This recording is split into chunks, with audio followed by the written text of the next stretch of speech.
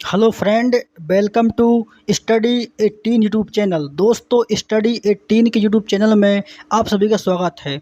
आज के वीडियो में हम संगम काल के बारे में पढ़ने वाले हैं। इसके पिछले वीडियो में मैंने आपको गुप्त काल पढ़ाया था, जिसमें हमने उत्तर भारत का जो इतिहास है उसके बारे में हमने इसके पिछले वीडियो में पढ़ा था और हमने कंप्लीट पूरा गुप्त काल पढ़ के ख़त्म कर दिया है। तो दोस्तों, आज के वीडियो में हम दक्षिण भारतीय इतिहास के बारे में जानेंगे। हमने आपको खूब पढ़ा दिया उत्तर भारत का इतिहास है। अब थोड़ा हम जानते हैं कि दक्षिण में कौन कौन से और राजवंशों की स्थापना हुई थी और दक्षिण में राजनीतिक स्थिति कैसी थी। इसके बारे में आज हम इस वीडियो में जानेंगे। तो यहाँ पर इस वीडियो में जानने के पहले आपको जो संगम काल का इतिहास है उसके बारे में बताएंगे और संगम काल में कौन कौन से राजवंशों का उदय हुआ है उसके बारे में दोस्तों आपको हम बताने वाले हैं। मतलब ये जो टॉपिक आपको मैं पढ़ाने वाला हूँ, यह बहुत जो भी प्राचीन भारत का इतिहास है, तो प्राचीन भारत के इतिहास में जो सबसे बोरिंग टॉपिक है वो दक्षिण भारत का इतिहास है। क्योंकि दक्षिण भारत के इतिहास के ऐसे नाम आते हैं कि दोस्तों हम लोग उत्तर के वासी हैं और उत्तर में रह करके वहाँ का जो कल्चर है, संस्कृति, उसको नहीं आप पढ़ पाते हैं। वहाँ पर अजीब प्रकार के नाम रहते हैं और वहाँ के जो राजा हुए उनके नाम भी बहुत ही अजीब प्रकार के हुए हैं। तो एक प्रकार से दोस्तों आपको मैं यहाँ पर बहुत ही सिंपल वे में पढ़ाने वाला हूँ और यहाँ पर हम कंप्लीट पढ़ेंगे कि जो जितने भी दक्षिण भारत में राजनीतिक वंशों का उदय हुआ है उसके बारे में आज हम इस वीडियो में कंप्लीट देखने वाले हैं। तो अगर हम बात करें उत्तर भारत की, तो उत्तर भारत तो दोस्तों सिंपल है। उत्तर भारत में आपको मौर्यों को पढ़ना है, गुप्तों को पढ़ना है, सातवाहनों को पढ़ना है ना, शुंगों को पढ़ना है। तो उत्तर भारत पढ़ने की दृष्टि से बहुत ही सिंपल और सरल है। लेकिन जब यहाँ पर दक्षिण भारत की बात आती है तो दोस्तों एक प्रकार से दक्षिण भारत को पढ़ने के लिए अपन को यहाँ पर एक प्रकार से ट्रिक की बहुत ज़रूरत होती है। तो वही चीज़ यहाँ पर इस वीडियो में हम देखने वाले हैं। तो यहाँ पर संगम काल के बारे में दोस्तों आज हम पढ़ेंगे और जानेंगे कि संगम काल क्या होता है, संगम का अर्थ क्या होता है और संगम काल दक्षिण भारत में कैसे हुआ उसके बारे में आज हम इस वीडियो में जानने की कोई कोशिश करेंगे। तो यहाँ पर अगर हम बात करें संगम काल की कि जो संगम युग था, तो संगम युग में तीन राजवंशों का उदय हुआ था। कितने वंशों का? तो जब भी दक्षिण भारतीय इतिहास में संगम युग आता है तो संगम युग में दक्षिण भारत में तीन राजवंशों का उदय हुआ था। जैसा कि आप यहाँ पर मैप में देख सकते हैं कि यह जो क्षेत्र है यह क्षेत्र चेर राज्य था। इसके बाद यहाँ का जो क्षेत्र है ये चोल राज्य था और जो नीचे वाला क्षेत्र है इसका नाम पांड्य राज्य होता है। तो दक्षिण भारत में तीन राजवंशों का उदय हुआ था। किसका? चेर का, चोल का और पांड्य का। मतलब कि जो दक्षिण भारत है, मतलब कि जो दक्षिण भारत है, तो यहाँ पर दक्षिण भारत में कृष्णा नदी थी और कृष्णा नदी के नीचे यहाँ पर तीन राजवंशों का उदय होता है, चेर, चोल और पांड्य का। तो इन्हीं के बारे में आज हम इस वीडियो में पढ़ने वाले हैं। और अगर यहाँ पर हम बात करें कि संगम युग में तीन राजवंशों का उदय होता है, चेर का, चोल का और पांड्य का। तो आज के वीडियो में हम चेर, चोल और पांड्य के बारे में पढ़ने वाले हैं। तो यहाँ पर अगर हम बात करें कि जो भी दक्षिण भारत होता है तो यहाँ पर दक्षिण भारत के राजवंश होते हैं और उनका जो उदय होता है वो कृष्णा और तुंगभद्रा नदियों के दक्षिण में होता है। मतलब कि इनके पूर्व में, मतलब इनके उत्तर में कौन कौन सी नदियाँ थी? तो चेर, चोल और पांड्य, जब इन तीन राजवंशों का उदय होता है तो इनके उत्तर में दोस्तों कृष्णा और तुंगभद्रा नदियाँ थीं। तो ये कृष्णा और तुंगभद्रा नदियों के दक्षिण में इन तीन राज्यों का उदय होता है। तो यहाँ पर अगर हम बात करें कि जब यहाँ पर इसको दोस्तों हम तमिल युग भी क्या बोलते हैं, इसको हम तमिल युग भी बोलते हैं और तमिल साहित्यों की यही रचनाएँ होती हैं। तो यहाँ पर आज के वीडियो में हम केवल बात करेंगे जो भी संगम काल हुआ है। तो संगम काल में जितने राजवंशों का उदय हुआ उनके बारे में देखेंगे। जब हम इसका दोस्तों अगला वीडियो अपलोड करेंगे तो हम इसके अगले वीडियो में आपको संगम काल में जो भी यहाँ पर साहित्यिक रचनाएँ हुई हैं, जो भी यहाँ पर कवियों ने साहित्यिक रचनाएँ किया है, उसके बारे में हम इसके अगले वीडियो में बात करेंगे। यहाँ पर दोस्तों हमने क्या बात किया कि साउथ में क्या होता है, साउथ में तीन राजवंशों का उदय होता है, चेर, चोल और पांड्य का। उसके उत्तर में कौन कौन सी और नदियाँ होती हैं? तो कृष्णा और तुंगभद्रा होती हैं। तो कृष्णा और तुंगभद्रा के दक्षिण में यहाँ पर तीन राजवंशों का उदय होता है। इसके बाद अगर हम दोस्तों बात करें कि यहाँ पर अगर चेर, चोल और पांड्य राज्यों को पढ़ने के पहले इनकी जो राजनीतिक स्थिति होती है, इनका जो संघर्ष होता है, उसके बारे में अगर हम यहाँ पर जानने का प्रयास करें तो यहाँ पर चेर, चोल और पांड्य ये जो 3 राज्य होते हैं ना, इन 3 राजवंशों में आपसी संघर्ष चलता है सत्ता के किसके लिए सत्ता के लिए इन 3 राजवंशों में आपसी संघर्ष चलता है। मतलब कि अगर मैं यहाँ पर आपको मैप में इन तीनों राजवंशों के बारे में बताया हूँ तो मतलब कि जब यहाँ पर चेर, चोल और पांड्य का उदय होता है तो इनमें सत्ता के हस्तांतरण के लिए एक दूसरे पर विजय प्राप्त करने के लिए इन तीनों राजवंशों में संघर्ष चलता है, जीत के लिए यहाँ पर संघर्ष चलता है। और यहाँ पर अगर हम बात करें कि यहाँ पर जो सबसे पावरफुल वंश होता है वो चोल होता है दोस्तों। चोल यहाँ पर सबसे पावरफुल वंश होता है, फिर चोल के बाद यहाँ पर पांड्य होता है और पांड्य के बाद चेर होता है। मतलब कि यहाँ पर जब मैंने आपसे बात किया कि इसी संगम काल में सत्ता को प्राप्त करने के लिए इन तीनों राजवंशों में आपसी संघर्ष होता है और आपसी संघर्ष के दौरान यहाँ पर जो चोल राज्य होता है वो सबसे पावरफुल राज्य होता है और उसके साथ साथ पांड्य और चेर भी यहाँ पर संघर्ष में साथ देते हैं। इसके बाद हम आगे बात करते हैं। तो इसके बाद दोस्तों हम बात करते हैं कि संगम काल में जो भी 3 राज्यों का उदय हुआ था उसके बारे में अब हम डीपली से जानने का प्रयास करते हैं कि जो भी तमिल काल था तो तमिल काल में जो भी 3 राजवंशों का उदय हुआ था, चेर राज्य और चोल राज्य और पांड्य राज्य, इनके बारे में हम सबके बारे में अब हम विस्तार से पढ़ते हैं कि चेर राज्य में कौन कौन सी घटनाएं हुई थी, चोल राज्य में कौन कौन से राजा हुए थे और पांड्य राज्य में कौन कौन से राजा हुए थे। इसके बारे में अब हम डीपली से इन तीनों राजवंशों के बारे में पढ़ते हैं। यहाँ पर अगर हम बात करें चेर राज्य की तो चेर राज्य का जो चिन्ह होता है वो धनुष होता है दोस्तों। क्या होता है, इनका जो प्रतीक चिन्ह होता है वो क्या होता है, धनुष होता है। मतलब कि इनके झंडे पर धनुष का निशान होता है। और जो चोल राज्य होता है, चोल राज्य के झंडे पर बाघ का निशान होता है। और जो पांड्य राज्य होता है तो पांड्य राज्य के झंडे पर यहाँ पर मछली का निशान होता है। मतलब कि इनके सिंबल होते हैं। चेर का सिंबल क्या होता है, चेर का सिंबल धनुष होता है, चोल का सिंबल बाघ होता है और जो पांड्य होता है तो पांड्य का सिंबल मछली होता है। इसके बारे में बात करें कि चेर राज्य कहाँ पर स्थित था। अगर हम वर्तमान में बात करें कि वर्तमान में जो चेर राज्य था वो केरल राज्य में स्थित था। जो केरल है ना आज का जो केरल राज्य उस समय का चेर राज्य हुआ करता था। और चेर राज्य का जो अर्थ होता है वो पर्वतीय देश होता है और इसकी जो उस टाइम पर राजधानी थी वो क्या थी, वंजी थी। तो केरल के आसपास ही वंजी थी उस टाइम पर जो चेर राज्य की कैपिटल हुआ करती थी। इसके बारे में अगर हम बात करें कि इसके जो प्रथम राजा हुए हैं, मतलब कि चेर राज्य के जो प्रथम राजा हुए हैं उनका नाम था दोस्तों उदयनजेरल। क्या था, उदयनजेरल। तो उदयनजेरल ये चेर राज्य के प्रथम राजा हुए हैं। और इसका जो पुत्र था, इसके पुत्र का नाम था नेदुनजेरल। क्या था, इसके पुत्र का नाम क्या था, तो इसके पुत्र का नाम था नेदुनजेरल। आप दोस्तों यहाँ पर देख सकते कितने अटपटे नाम हैं।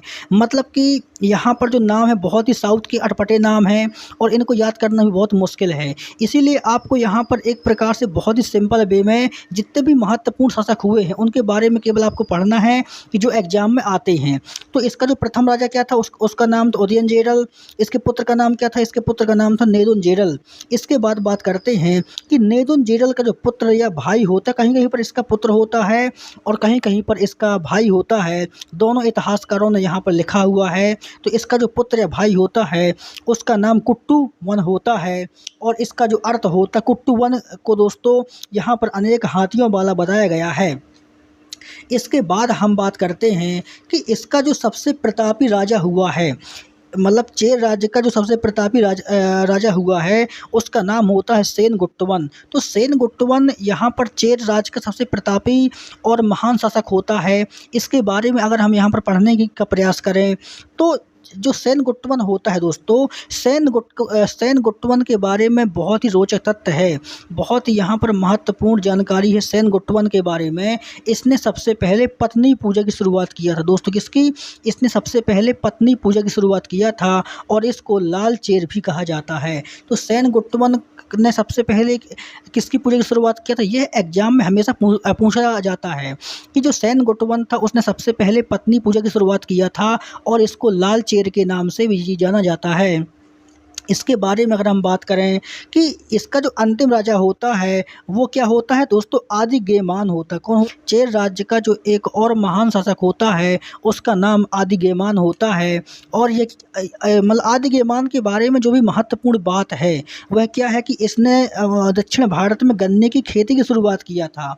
तो चेर राज्य का जो शासक होता है आदिगेमान, इसके बारे में जो भी आपको महत्वपूर्ण जानकारी पढ़नी है, इसके बारे में महत्वपूर्ण जानकारी ये है कि इसने सबसे पहले दक्षिण भारत में गन्ने की खेती की शुरुआत किया था। इसीलिए एग्जाम में हमेशा सेनगुट्टवन आता है और आदिगेमान आता है। तो सेनगुट्टवन ने पत्नी पूजा की शुरुआत किया था और जो यहाँ पर आदिगेमान होता है, आदिगेमान ने यहाँ पर गन्ने की खेती की शुरुआत किया था।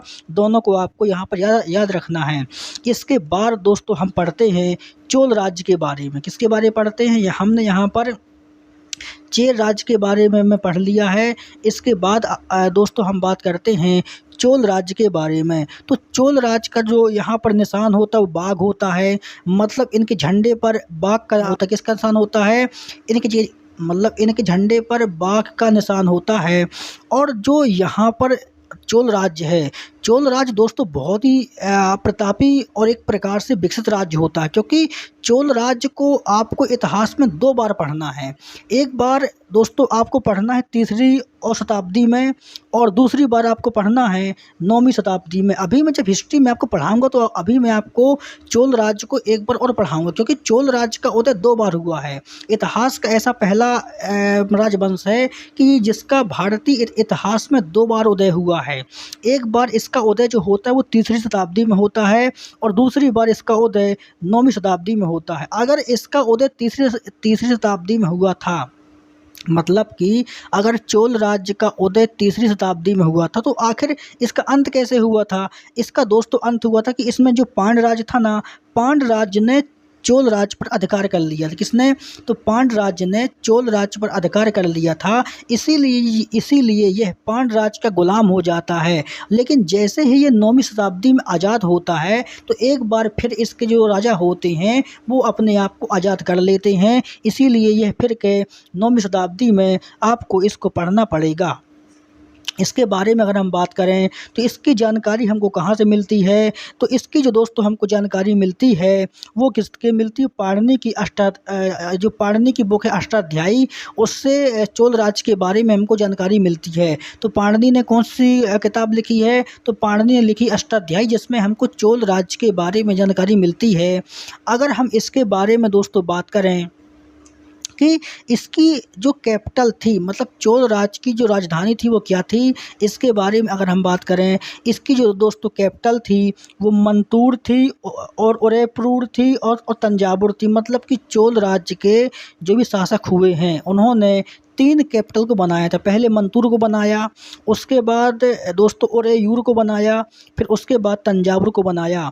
और इसके जो 2 महान शासक हुए उसके बारे में दोस्तों आपको पढ़ना पड़ेगा। मतलब कि हर एक वंश में जो भी महाराजा होते उन्हीं से क्वेश्चन बनते हैं हमेशा एग्जाम में, चाहे वो मौर्य वंश हो, गुप्त हो, कर्ण हो, कोई सा वंश हो, जितने भी फेमस और प्रतापी और महाराजा होते हैं हमेशा क्वेश्चन एग्जाम में उन्हीं से बनते हैं।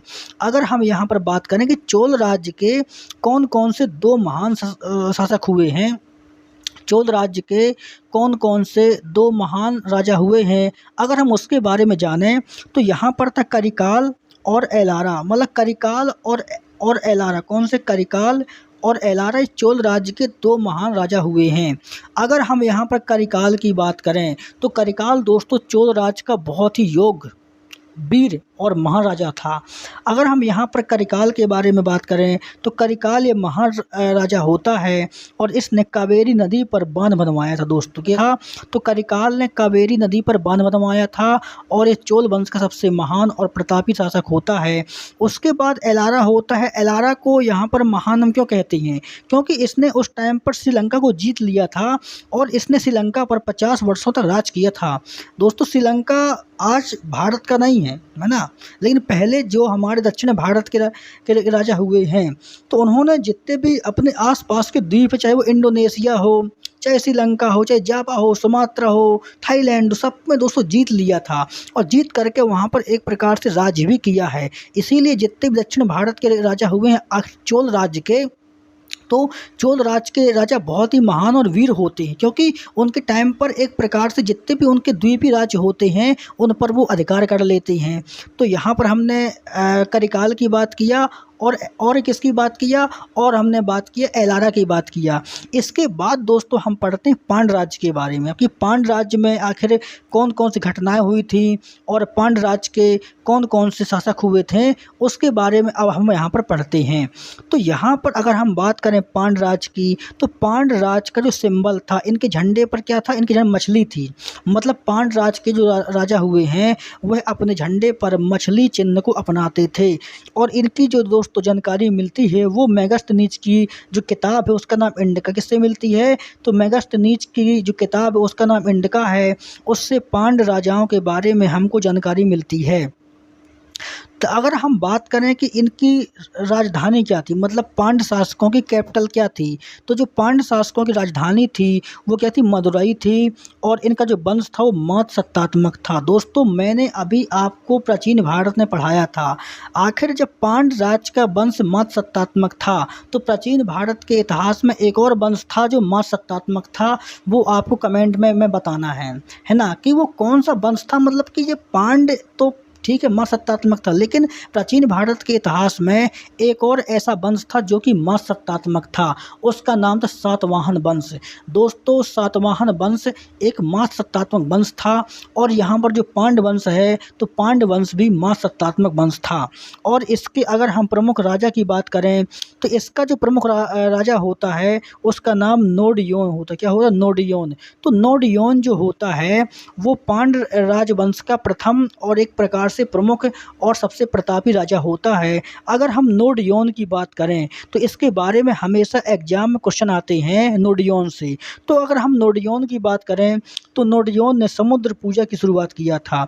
यहाँ पर दोस्तों यहाँ पर जो चोल राजवंश है और जो चेर राजवंश है, तो चेर राजवंश में सेनगुट्टन ने पत्नी पूजा की शुरुआत की थी। किसने, सेनगुट्टवन ने पत्नी पूजा की शुरुआत किया था। लेकिन जब पांड्य वंश आता है तो पांड्य राज्य के जो एक शासक थे नोडियोन, तो पांड्य वंश के शासक नोडियोन ने समुद्र पूजा की शुरुआत किया था। यह बात आपको याद रखना है। दोस्तों इनके बारे में कहा जाता है कि इन्होंने मोतियों के लिए प्रसिद्ध है। मतलब कि जो पांड्य राजवंश है वो मोतियों के लिए प्रसिद्ध है, इसमें मोतियों का सर्वाधिक व्यापार होता था।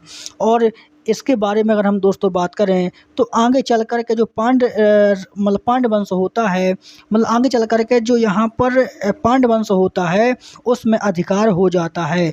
मतलब कि जो पांड्य राजवंश होता है वो एक प्रकार से दूसरे के कब्जे में इसका अधिकार हो जाता है और पांड्य वंश का विलय हो जाता है। तो यहाँ पर दोस्तों हमने तीनों वंशों के बारे में कंप्लीट और विस्तृत जाना है, शॉर्ट में जाना है। आपको केवल इनके बारे में इतनी बातें ही याद रखना, क्यों नहीं तो आप अगर इसके बारे में विस्तार से पढ़ेंगे तो आप हो जाएंगे कन्फ्यूज। इसीलिए जो भी मेन टॉपिक है जहाँ से एग्जाम में क्वेश्चन बनते हैं वही आपको पढ़ना है। और दोस्तों हम इसके अगले वीडियो में जो भी उत्तर गुप्त के शासक हैं आप हमसे दोस्तों जुड़िए, है ना, क्योंकि हम आपको स्टडी 18 के यूट्यूब चैनल में पूरी कंप्लीट हिस्ट्री नोट्स के माध्यम से पढ़ाने वाले हैं। अभी हमने गुप्त वंश को ख़त्म किया है। हम दोस्तों इसके बाद जो उत्तर गुप्त के राजा होते हैं, वर्धन वंश के बारे में पढ़ेंगे, वहाँ पर हर्षवर्धन के बारे में पढ़ेंगे, प्रभाकर वर्धन के बारे में पढ़ेंगे, फिर दोस्तों मौखरी वंश के बारे में पढ़ेंगे। तो हम इसके अगले वीडियो में दोस्तों हम वर्धन वंश के बारे में पढ़ने वाले हैं। वहाँ पर अब हम गुप्त को ख़त्म कर देंगे और गुप्त को हमने पढ़ाकर ख़त्म कर दिया है। तो गुप्तों के बाद जिन जिन भी राजवंशों का उदय होता है उसके बारे में अब हम इसके अगले वीडियो में पढ़ेंगे। तो उम्मीद करते हैं कि आपको यह वीडियो पसंद आया होगा। दोस्तों मिलते हैं अगले वीडियो में, जब तक के लिए आप सभी का धन्यवाद।